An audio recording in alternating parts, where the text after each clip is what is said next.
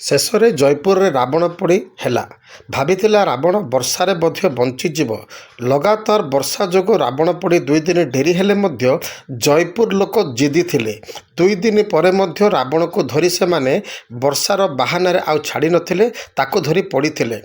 ବହୁତ ଲଗାଣ ବର୍ଷା ଯୋଗୁଁ ରାବଣ ପୋଡ଼ି ପ୍ରୋଗ୍ରାମଟି 2 ଦିନ ପର୍ଯ୍ୟନ୍ତ ଲେଟ୍ ହୋଇଥିଲା। ଲୋକମାନଙ୍କ ମଧ୍ୟରେ ଉତ୍ସୁକ ଥିଲା, ଏଥର ସେମାନେ ରାବଣ ପୋଡ଼ିର ମଜା ଉଠାଇ ପାରିବେ କି ନାହିଁ। ଧର୍ମ ଉପରେ ଅନ୍ୟାୟର ଜୟ ହେଇଯିବନି ତ କାଳେ। କିନ୍ତୁ ଜୟପୁର ଲୋକ ମଧ୍ୟ ଜିଦ୍ ଥିଲେ। 2 ଦିନ ପରେ ମଧ୍ୟ ରାବଣକୁ ଧରି ତାଙ୍କୁ ସେମାନେ ପୋଡ଼ିଲେ। ଆଉ ବହୁତ ରଙ୍ଗାରଙ୍ଗ କାର୍ଯ୍ୟକ୍ରମ ହୋଇଥିଲା। ହଜାର ହଜାର ପରିମାଣରେ ଲୋକମାନେ ରହି ଆତିଶବାଜିର ମଜା ନେଇଥିଲେ ଆଉ ଖୁବ୍ ଏନ୍ଜୟ କରିଥିଲେ। ଅନ୍ୟାୟ ଉପରେ ଅଧର୍ମ ଉପରେ ଧର୍ମର ଜୟକୁ। କୋରାପୁଟ ଜିଲ୍ଲା ଜୟପୁରରୁ ତୁଳସୀ ବେହେରାଙ୍କ ରିପୋର୍ଟ, ONI।